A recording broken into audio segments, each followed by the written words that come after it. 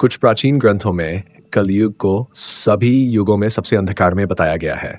वह समय जब मानवता को दिव्यता, नैतिकता और पवित्रता से सबसे अधिक दूर माना जा सकता है। कुछ का मानना है कि कलयुग के बारे में भविष्यवाणियां जैसे गरुड़ पुराण में की गई है, जहां मानव स्वभाव, समाज और पर्यावरण के विवरण को स्पष्ट रूप से दर्शाया गया है। कहा जाता है कि भगवान कृष्ण ने इस युग में मानव व्यवहार और समाज के विकास का पूर्वाभास किया था और ये ध्यान गरुड़ के साथ साझा किया था। ये युग, जो कथित तौर पर महाभारत के महायुद्ध के बाद शुरू हुआ था, एक प्राकृतिक ब्रह्मांडीय चक्र का अनुसरण करता है, जो मानवता को आध्यात्मिक संरेखन के उत्थान और पतन के युगों से गुजरते हुए देखता है।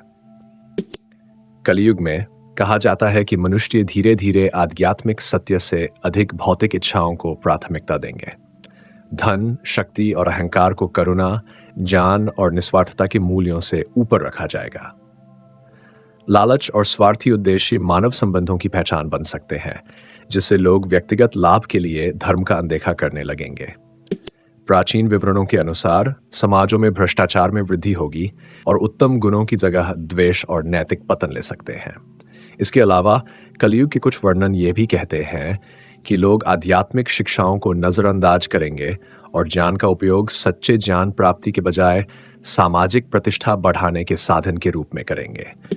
बुजुर्गों को सम्मान मिलना बंद हो जाएगा, जबकि भौतिक सफलता ही उपलब्धि का अंतिम प्रतीक बन जाएगी। आध्यात्मिक आधारभूतता की कमी के कारण मनुष्य अधिक क्रोध, अधीरता और ईर्ष्या का शिकार हो सकते हैं, जिसके परिणाम स्वरूप परिवारों के भीतर और समाजों के बीच व्यापक संघर्ष उत्पन्न हो सकता है।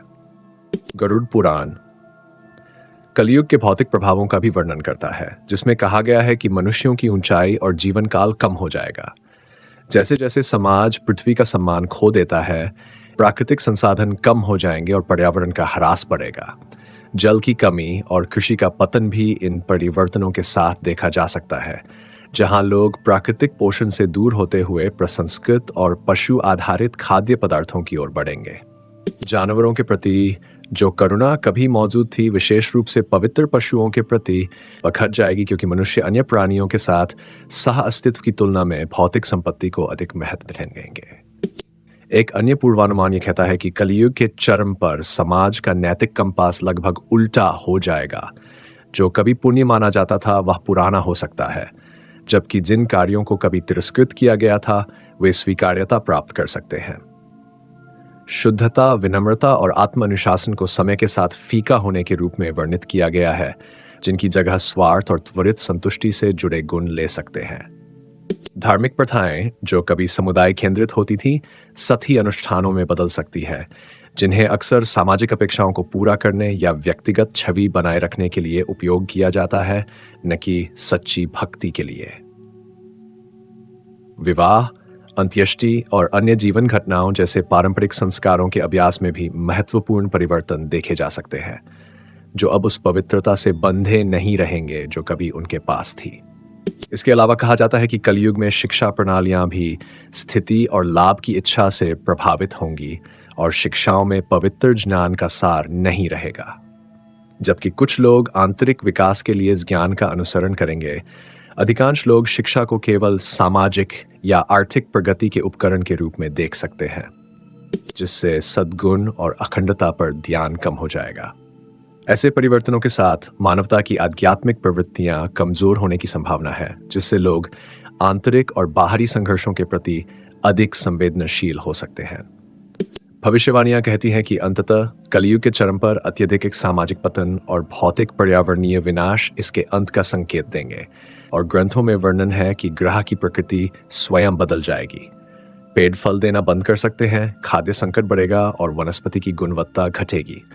मौसमी पैटर्न बाधित हो सकते हैं और वर्षा अनियमित हो जाएगी, जिसके परिणाम स्वरूप बंजर भूमि और व्यापक भूखमरी होगी। गरुड़ पुराण में यह भी बताया गया है कि अत्यधिक गर्मी जल स्रोतों को सुखा देगी, जिससे जीवन के लिए वातावरण अक्षम्य हो जाएगा, जैसा कि हम जानते हैं। इस अंतिम चरण में भविष्यवाणियां एक पुनर्स्थापन या ब्रह्मांडीय नवीकरण का सुझाव देती है। गरुड़ पुराण के अनुसार भगवान विष्णु अपने कल की रूप में धर्म की पुनर्स्थापना के लिए पृथ्वी पर अवतरित होंगे। कहा जाता है कि वे दुष्टों का संहार करेंगे, पृथ्वी को एक नए सत्य युग, सत्य और ज्ञान के युग की वापसी के लिए शुद्ध करेंगे। ये शुद्धिकरण विभिन्न रूपों में आ सकता है, संभवतः प्राकृतिक आपदाओं के रूप में भी, जैसा कि पुरानी विश्व व्यवस्था को साफ कर दिया जाएगा ताकि एक नई शुरुआत के लिए रास्ता बन सके। अंततः इस शुद्धिकरण के बाद प्राचीन शिक्षाओं में वर्षा और नवीकरण की एक अवधि का वर्णन किया गया है, जहां पृथ्वी जलमग्न हो जाएगी और फिर से उभरकर नए चक्र की शुरुआत के लिए तैयार होगी।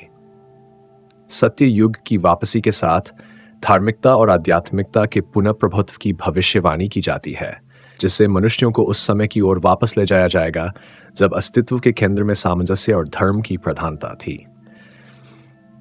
ऐसी कहानियां कुछ लोगों को धैर्य और करुणा के आदर्शों के अनुसार जीवन जीने के लिए प्रेरित करती हैं, इस विश्वास के साथ कि ये सिद्धांत वर्तमान युग की चुनौतियों के बीच भी आश्रय प्रदान करते हैं।